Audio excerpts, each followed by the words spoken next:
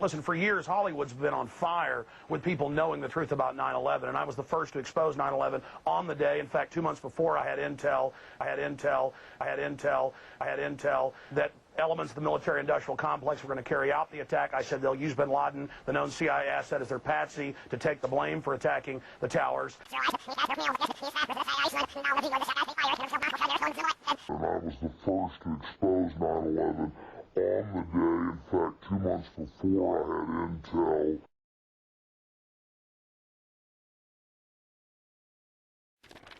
Again, I was on television saying that bin Laden's a CIA asset and looks like he'll attack New York. And I was the first to expose 9/11. And I was the first to expose 9/11. And I was the first to expose 9/11. I was the first to expose. Was the first to expose. Was the first to expose.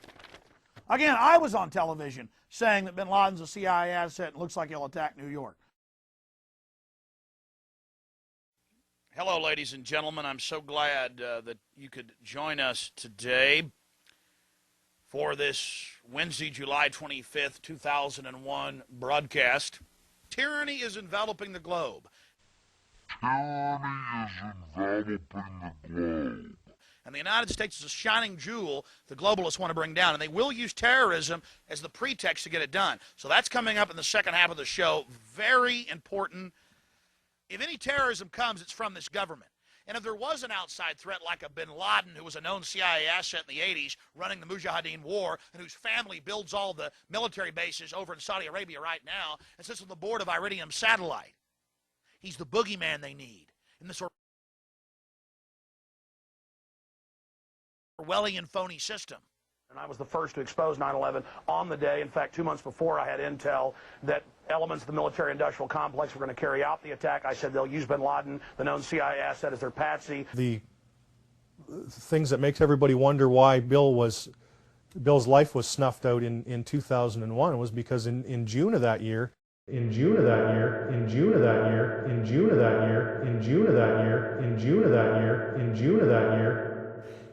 Osama bin Laden, who was a relative unknown at that time, Bill had been following the news and found a lot of curiosities and went on the air predicting that there would be a major attack in the United States and that it would be blamed on Osama bin Laden, but he was literally the scapegoat that was being used, not truly behind the attacks. So that, I mean, just a few months before the events of September 11th, and then of course Bill's life cut short shortly thereafter. Supposedly, a CNN reporter found Osama bin Laden, took a television camera crew with him, went into Osama bin Laden's hideout, interviewed him and his top leadership, and he came out and told everybody, within 3 weeks, Osama bin Laden is going to attack the United States and Israel. Now, don't you think that's kind of strange, folks? You see, because the largest intelligence apparatus in the world, with the biggest budget in the history of the world, has been looking for Osama bin Laden for years and years and years, and can't find him.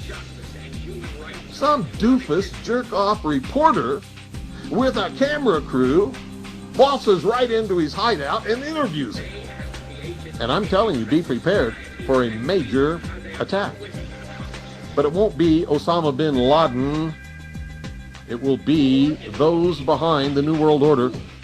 I wonder what Osama bin Laden's targets are supposed to be. And if they don't, if this doesn't materialize in the next 2 or 3 weeks, it will eventually materialize because they haven't succeeded in getting the guns out of the hands of the American people, nor have they succeeded in taking our freedoms away. And so I can tell you with a certainty, they must do something terrible in order to stop this backlash and regain the sympathy of the mass herds of sheeple out there. And I was the first to expose 9/11. And I was the first to expose 9/11. I had intel.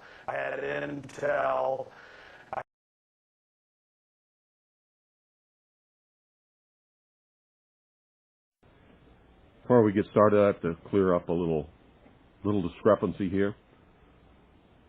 Apparently the other night, or within the last week, because I've been getting a lot of email about this, and I even received one telephone call. Apparently somebody called the Alex Jones broadcast and asked him why he didn't have me on the air, or asked him something about me. Alex Jones said he had me on the air once before, several years ago, and had to cut me off the air because of the foul language that I used. So on the air tonight, I'm going to tell you, Alex Jones, you are a bold-faced, miserable, stinking little coward liar. Now let me say that again so there's no mistake about it. You can all tell Alex Jones that I said this, and I suspect he's listening because he does. Alex Jones, you are a bold-faced, stinking, rotten little coward liar. I was only on the Alex Jones show one time. It was years ago, when I didn't know who he was, when I didn't realize what a liar and a coward and a sensationalist bullshit artist that he is. He was on one little FM station down in Texas. He wasn't on all the stuff that he's on now. And I agreed to be on his broadcast. That's when I was doing guest appearances on broadcasts, years ago. I was not cut off. I did not use any kind of foul language whatsoever. He treated me very well, and I stayed on for the whole show. Some of you in Texas know that that's true because you heard the broadcast and you taped it. Later, when I found out who Alex Jones was and what he was doing to the truth, and what a cowardly liar and sensationalist he really is, every time he called me after that, I have always refused to appear on his broadcast. Absolutely refused to lend him any credibility whatsoever by appearing on his broadcast. And that made him very angry. I've also revealed him for the lying sensationalist bullshit artist that he is by every once in a while bringing to your attention the lies and the deceit and the rumors that he spreads over the airwaves that are not good for any of us, and they're not good for the nation. They are especially not good for militia and patriots. The most disgusting broadcast he ever did was on New Year's Eve, the year 2000, the New Year's Eve, 1999, bringing in the year 2000, which he went completely out of his mind and claimed that Russia had launched intercontinental ballistic missiles with multiple warheads at the United States of America and actually panicked millions of people who were putting their children and their belongings in their cars and heading for the hills. Now, there's lots of things that can be said about me. Nobody needs to lie about me. Sometimes I am irritating. Sometimes I absolutely will not suffer fools and am just as rude as I can be. Nobody has to lie about me, Alex Jones. So I suggest that the next time somebody calls your broadcast and asks them about me, you tell the truth. There's lots of truth that you can tell about me. But don't ever lie on me, buddy, because I'll chop you off at your ankles. I will chew you up. I will spit you out for the lying, stinking, rotten little coward that you are. And that, ladies and gentlemen, is all I have to say about Mr. Sensationalist, lying, rumor-mongering, bullshit artist, Alex Jones. Good evening. You're on the air. Yeah, hi, Mr. Cooper. Hi. Listen, that Alex Jones interview was directly after you published the Veritas June 26, 1998 issue about the Cooper family being targeted by the feds. Yeah. Yeah, I heard it. Yeah, And back in 1990. So did he kick me off the air? No, he's a liar, and you've pointed it out, and I heard that interview, and you were nothing but cordial. Yeah. Well, that's the truth. That's the truth. Thank you. Thank you, Virginia. Bye-bye. Alex Jones is a miserable, rotten, little, stinking, cowardly, bold-faced liar.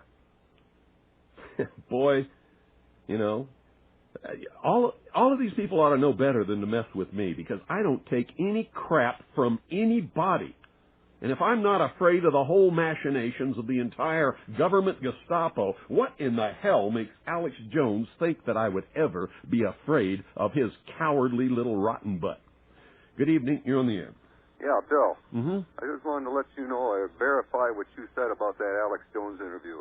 They had it archived on the internet at one time, and I did hear that interview, and there was nothing wrong with what you did. And I wasn't thrown off the air, was I? Not a bit. No. And that's the only interview I ever did with Alex Jones. As soon as I found out what he was doing and who he really was, he's called me back at least 100 times since then, and I've always told him to take a hike.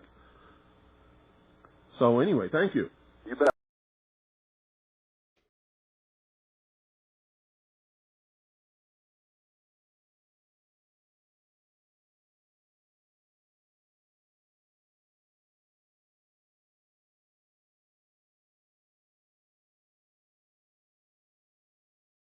The globalists have signed the North American Union Pact.